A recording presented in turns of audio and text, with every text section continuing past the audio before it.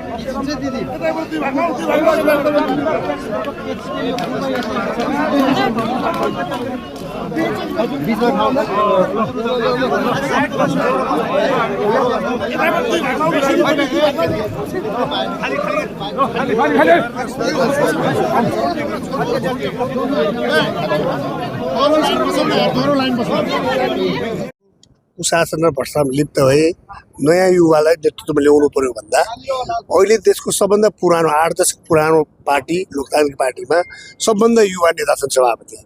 यस बीचमा अर्को दुईटा पार्टीको पनि अधिवेशनको कुरा थियो, नाम नलिकन भनौँ, त्यो पार्टीमा तिनै नेता स्थापित भए, तर हाम्रो पार्टीमा चाहिँ पनि विद्रोह भयो नेतृत्वमा। अहिले हाम्रो पार्टीमा चौथो पुस्ताका नेता सभापति हुनुहुन्छ। यो नै काङ्ग्रेसको लागि सबभन्दा सुखद र अवसर हो जस्तो मलाई लाग्छ। यहाँ भक्तपुर 2 को उम्मेदवार हुनुहुन्छ, त्यहाँ उम्मेदवार दर्ता गराइसकेपछि हामीले देखेका थियौँ कतिपय मतदाता घर दैलो यहाँ पुगिसक्नु भएको छ।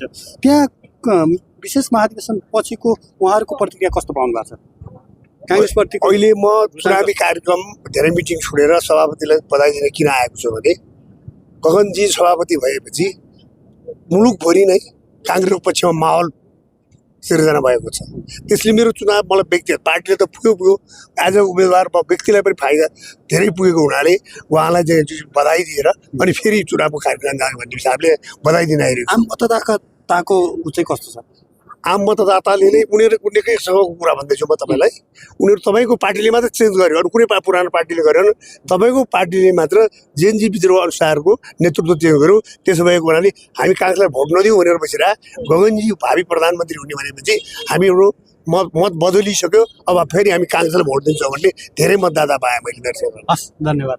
यसलाई देशले केही सम्भावनाका नजरले हेरेको हुन सक्छ, तर म यसमा के विनम्रताका साथ अनुरोध गर्न चाहन्छु भने पूर्व प्रधानमन्त्रीहरू अहिले तिनैजना पूर्व प्रधानमन्त्रीहरू 72 देखि 82 सम्म आइपुग्दाखेरि हामीले शेरबहादुरलाई पनि 5 चोटि प्रधानमन्त्री बनायौँ, केपी ओलीलाई पनि 4 चोटि प्रधानमन्त्री बनायौँ र प्रचण्डलाई पनि 4 चोटि प्रधानमन्त्री बनाइरहेको अवस्थामा अब हाम्रो देशैभरि युवा प्रधानमन्त्री खोजेको छ त्यसले। र म के अनुरोध गर्न चाहन्छु भने अहिलेका बुढा प्रधानमन्त्रीहरूलाई फ्यालेर हामी बालक प्रधानमन्त्री बालनमा आउने होइन। बालन भनेको चाहिँ अहिले 35 वर्षको युवा, ऊ बालन भनेको चाहिँ बालक प्रधानमन्त्री भए। हामी चाहिँ अब युवा प्रधानमन्त्री गगनलाई नै बनाउनु पर्छ भन्ने हाम्रो काङ्ग्रेसी जनको आह्वान हो। यो झापा क्षेत्र नम्बर 5 बाट पनि म आह्वान गर्न चाहन्छु र देशैभरिबाट पनि आह्वान गर्न चाहन्छु। वृद्धहरूलाई फ्यालेर हामीले बालक प्रधानमन्त्री ल्यायौँ भने हामी दुई ठुला मुलुकको बिच बसेको नेपालमा जस्तोसुकै सङ्कट आउन सक्छ, किनभने 35 वर्षको मान्छेको अहिले हामी कस्तो अवस्था भइरहेछ भने तपाईँको चाहिँ देशैभरिको यो संसारभरिको कान्छो प्रधानमन्त्री हुने अरे बालेन शाह भन्ने कुरा आइरहेछ। ठिकै छ, उहाँहरूले हुन पाउने त लोकतान्त्रिक प्रणालीमा चुनाव लड्छु, जित्छु, प्रधानमन्त्री हुन्छु, नेता हुन्छु, सांसद हुन्छु भन्न हर कोही जो कोहीले तपाईँ हामी सबैले पाउने कुरा हो।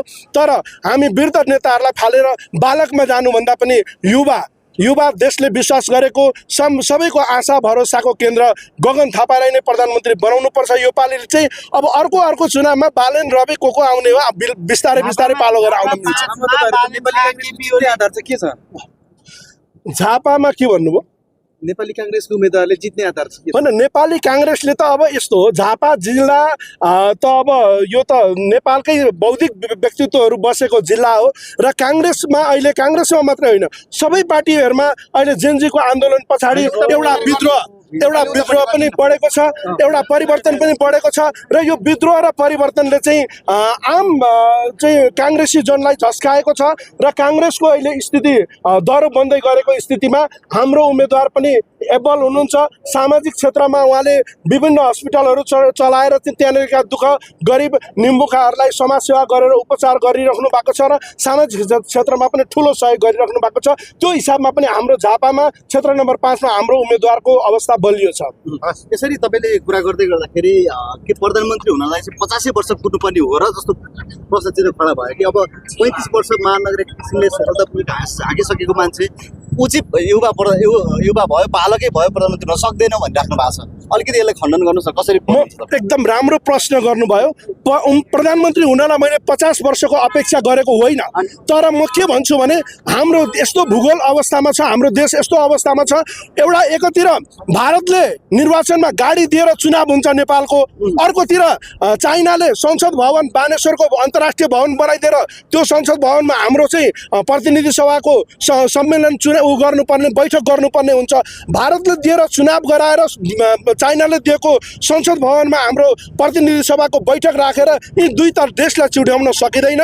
त्यसको लागि सन्तुलित अवस्थामा काङ्ग्रेसले हिजो विगतमा 75 वर्षदेखि एउटा नेपाल भारत र चाइनासँग राखेको सम्बन्ध जुन छ यो सम्बन्धलाई पनि स्टेबल गर्नका लागि वृद्ध प्रधानमन्त्रीबाट एकैचोटि बालकमा होइन युवा गगन थापामा आउनुपर्छ भन्ने मेरो विचार हो। तपाईँले ठ्याक्कै प्रश्नमा एउटा सेन्टरमा आउनुभयो। जसरी एउटा इन्डियासँग गाडी मागेर ठाउँ मागेर के गरेर डोनेसन मागेर चुनाव स्थिति छ, त्यो ल्याउने त काङ्ग्रेस एमाले गर्यो होला नि त। अब नयाँ मान्छेहरू आउँछु गर्छु कि देशलाई बनाउँछु भनेर भन्दाखेरि होइन, नयाँ मान्छे चाहिँ आउँदै आउनु हुँदैन, बालक भयो भन्न त अलिकति मिलेन नि। के भन्नुहुन्छ? होइन, यस्तो हो, अहिले हामीले म मेरो प्रधानमन्त्रीको उम्मेदवारको इपी सेन्टरमा बसेर म कुरा गर्छु, किनभने गगन भनेको हिजो 64बाट आज 82 सम्म आइपुग्दाखेरि उहाँले 3 चोटि प्रत्यक्ष चुनाव जित्नु भएको छ। लोकतान्त्रिक अवस्था के हो, देशको संसदीय अवस्था के हो, एकचोटि स्वास्थ्य मन्त्री बनेर उहाँले स्वास्थ्य सम्बन्धी जुन बिमाको योजना ल्याउनु भएको छ त्यो पनि 9 महिनाको कार्यकालमा उहाँले यति अद्भुत काम गरेर देखाउनु भयो। अहिले स्वास्थ्य बिमाबाट कोही पनि नेपाली बिरामीको कारणले मर्नुपर्ने स्थिति छैन र उहाँले देखाउनु भएको 3 चोटिको प्रत्यक्ष निर्वाचनबाट संसद जितेर आउनुभयो र अर्को कुरो 9 महिनामा जुन उहाँले कार्यक्षमता पूर्ण क्षमता देखाउनु भएको छ, मन्त्री हुँदाखेरि जुन कार्यकौशलता देखाउनु भएको छ, यसले गर्दाखेरि पनि यो चाहिँ उहाँ जतिको एउटा बुझेको केही संसदीय अवस्था बुझेको मन्त्रालय बुझेको व्यक्तिलाई नै बन्दाखेरि चाहिँ नेपालको लागि पनि हित हुन्छ र वैदेशिक सम्बन्ध पनि सन्तुलित र राम्रो हुन्छ भन्ने मलाई लाग्छ। हस् धन्यवाद। त्यस्तो लाग्छ। देशमा भविष्य देखेर, देशमा पोलिटिकल भविष्य देखेर राजनीति गर्दैछु। यो मेरा लागि मात्र नभई म जस्ता ती तमाम युवाहरूका लागि सुवर्ण अवसर। नेपाली कांग्रेस पार्टीले लामो समयपछि एउटा युवा सोचले पनि युवा, विचारले पनि युवा, भिजन भएको मान्छेलाई पार्टी सभापति बनाएको छ। उहाँ आज केन्द्रीय कार्यालयमा आउँदै हुनुहुन्छ, त्यसमा हामी एकदमै प्रशस्त खुसी छौँ। गगन थापाले चाहिँ यो त छोडेर मधेसतर्फ किन लाग्नु भयो भन्ने जिज्ञासा छ। भागेको पो हो कि भन्ने पनि धेरैजनाले प्रश्न गरेका छन्। किन जानुभयो मधेसमा चाहिँ? गगन कुमार थापा भाग्ने मान्छे। गगन कुमार थापा न राजासँग राजतन्त्रसँग लड्दाखेरि खुट्टा कमाएर भाग्यो, न देशका हरेक परिवर्तनका आन्दोलनहरूमा अग्रपन्थीबाट भाग्यो, न अहिले चुनावबाट भागेको। गगन कुमार थापा मधेस जुन नेपाली कांग्रेस पार्टीको एउटा छुट्टै इतिहास भएको ठाउँ, नेपाली कांग्रेस पार्टीको लागि एकदमै स्वर्णिम अवसर मौका छ।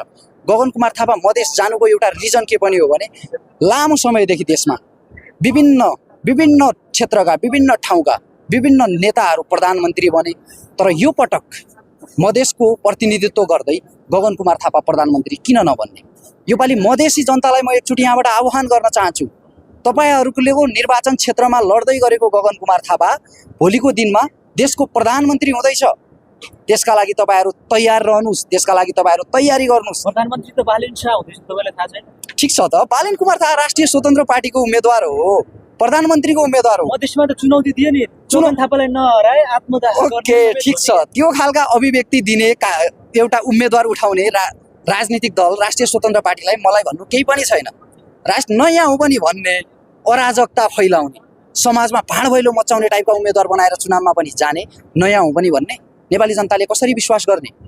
त्यो दिने अभिव्यक्ति हो, एउटा सांसद पद लड्ने मान्छेले दिने अभिव्यक्ति त्यो हो। मैले चुनाव त कांग्रेसबाटै गएका हैछन्, हुन् कांग्रेसबाटै हो त, कांग्रेसबाट होला त मन्त्री बन्न नपाएको हैन, उहाँले स्पेस पाउनु भएन होला। नेपाली कांग्रेस पार्टी पहिला के थियो त्यो कुरा छोडौँ, तर अहिले नेपाली कांग्रेस पार्टी रूपान्तरित भएर आएको छ।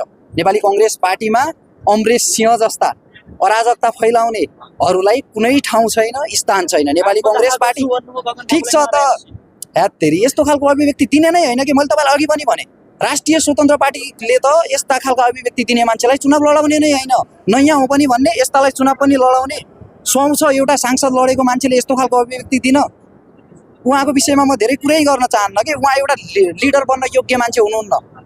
उहाँ त मिडियामा भ्युज पाउन जे पनि बोलिदिने, आत्मदाह गर्छु म, बालेनले चुनाव हारे नाङ्गै हिँडिदिन्छु, यो एउटा सांसद पदका लागि लड्ने मान्छेले दिने अभिव्यक्ति हो। चुनौती नेपाली कांग्रेस गगन कुमार थापासँग चुनौती, गगन कुमार थापा चुनौतीसँग डराउने नेता होइन। न त राजतन्त्रको विरुद्धमा नारा लगाउँदाखेरि डराएको गगन थापा, देशमा यत्रो ठुलो परिवर्तनका लागि लडेको गगन थापा, देशमा हरेक क्षेत्रमा हरेक ठाउँमा केही समस्या उत्पन्न भयो भने पहिलो पटक सांसदमा आवाज उठाउने गगन थापा, जाबो यस्ता सानातिना भुसिनाहरूसँग डराउँछ, डराएको होइन गगन कुमार थापा। भाग थियो भन्छन् अहिले एमाले र कांग्रेसका ठुल्ठुला नेता जहाँ जान्छन् होइन। यो परम्परा लामो समयदेखि पहिला त यस्तो पनि थियो, एउटा नेताले 3टा निर्वाचन क्षेत्रमा चुनाव लड्नुहुन्थ्यो, तर त्यो अहिले त त्यो छैन नि त। गगन कुमार थापा भाग्या होइन कि। यो कुरालाई कृपया म तपाईहरुलाई एकचोटि फेरि पनि आम जनसमुदायलाई, नेपाली जनतालाई के भन्न चाहन्छु भने गगन कुमार थापा निर्वाचन क्षेत्र छोडेर भागेको होइन। गगन कुमार थापा आफ्नो निर्वाचन क्षेत्र नम्बर 4 मा एउटा त्यस्तो क्यान्डिडेटलाई टिकट दिएर जानु भएको छ नि, सचिन तिमेल सेना। सचिन तिमेल सेना एउटा नामले मात्रै युवा होइन कि। सचिन तिमेल सेनाको लामो समयदेखिको उसले गर्ने कामहरू, उसले दिने भिजनहरू, गगन कुमार थापाले एउटा यस्तो वारिस स्थापना गर्दै हुनुहुन्छ क्षेत्र नम्बर 4 मा। सचिन तिमेल सेना, एकचोटि सचिन तिमेल सेनालाई हेर्नु होला, सुन्नु होला, किन गगन कुमार थापाले सचिन तिमेल सेनालाई क्षेत्र नम्बर 4 मा टिकट दिएर आफू मधेस गयो। नेता आफू मात्र बन्ने होइन, नेताले आफ्नो कार्यकर्तालाई पनि स्थापित गर्ने गर्छ। त्यही गर्नुभएको गगन कुमार थापाले। अबको प्रधानमन्त्री को भन्छ, बालेन शाह कि गगन थापा? गगन कुमार थापा, नो डाउट, यसमा त कुनै शङ्का नै छैन नि। नेपाली जनताले रूपान्तरित भएर जेएनजी आन्दोलनको माग के थियो? पुराना राजनीतिक दलहरू सुध्रिएर आउनुपर्छ भनेको होइन। त्यो कुरालाई आत्मसात गर्दै गगन कुमार थापाले नेपाली कङ्ग्रेस पार्टीमा यत्रो ठुलो विद्रोह गर्नुभयो क्या। सामान्य विद्रोह हो त्यो, विशेष महाधिवेशन एकदमै ठुलो विद्रोह, जसको फलस्वरूप नयाँ सभापति आउनुभएको छ। उहाँ आफै सभापति बन्नुभयो। त्यसका लागि म फेरि पनि उहाँलाई शुभकामना दिन्छु। गगन कुमार थापाको जस्तो आँट, हिक्मत र भिजन भएको नेता एउटा मधेसको क्षेत्रलाई मात्र चाहिने होइन, समग्र रूपमा देशको प्रधानमन्त्री बन्न योग्य मान्छे हुनुहुन्छ। उहाँलाई हामी प्रधानमन्त्रीका रूपमा हेर्न चाहन्छौँ। एकपटक उहाँलाई हामी टेस्ट गर्न चाहन्छौँ। राष्ट्रपा नेपालको नम्बर 1 पार्टी बन्ने भोटमा यो सम्भव छ के भन्नुहुन्छ? राष्ट्रिय स्वतन्त्र पार्टी स्वाभाविक रूपमा उहाँहरूले भन्न पाउनुहुन्छ। यो डेमोक्रेसी हो, डेमोक्रेसीमा भन्न पाइन्छ, आफ्नो अभिव्यक्ति राख्न पाइन्छ। चुनाव हो, टेक्निकल पाटो हो होइन। यसमा भोलि जो पनि जित्न सक्छ, जो पनि हार्न सक्छ। जसले जनभावना अनुसार, जसले जनताको इच्छा अनुसार आफ्नो भिजन दिन सक्यो, जसले त्यो अनुसार अगाडि बढ्न सक्यो, त्यसैले चुनाव जित्ने हो। क्रेज हेर्दा त रातारात नै जित्छ होला जस्तो देखिन्छ त। त्यो बालेन शाहको मधेसको क्रेज, त्यो झापाको केपी ओलीको देखिएन, बालेन शाहको देखियो त्यो क्रेज। ठिक छ, उहाँको क्रेज एकदमै राम्रो छ। क्रेज एकदम, त्यो कुरालाई फेरि एकदम एक्सेप्ट गर्नुपर्छ। पुराना राजनीतिक दलहरूले त्यो कुरालाई त एक्सेप्ट गर्नुपर्छ क्या। किन बालेन शाहको क्रेज यसरी बढ्यो? त्यसमा त मिस्टेक पुरानै राजनीतिक दलहरूले गरेर बालेन शाह यहाँसम्म पुग्या हो नि त होइन। नत्र त बालेन शाह आज बालेन शाह हुन्थेन। पुराना राजनीतिक दलहरूले त्यसमा गल्ती गरे। त्यो गल्तीलाई सुधार्नका लागि एउटा अवसर दिइराख्नु भएको हो कि त्यो क्रेज, त्यो जनताले, भिडले नयाँ पुराना राजनीतिक दलहरूलाई सुध्रिने अवसर दिइरहेछन्। तर नेपाली कङ्ग्रेस पार्टी रूपान्तरित भएर आएको छ। नेपाल सुध्रियो, अवश्य सुध्रियो। यो सन्देश देश विदेश चारैतिर फैलिसक्यो। नेपाली कङ्ग्रेस पार्टी पत्याउनु पर्छ एकदमै। एकपटक नेपाली कङ्ग्रेसलाई यो पालिको चुनावमा त नि देशको अवस्था परिस्थिति के छ यो कुरालाई मध्यनजर गर्दै यो पटक नेपाली कङ्ग्रेस पार्टीलाई फेरि क्रान्तिकारी भएर आएको छ।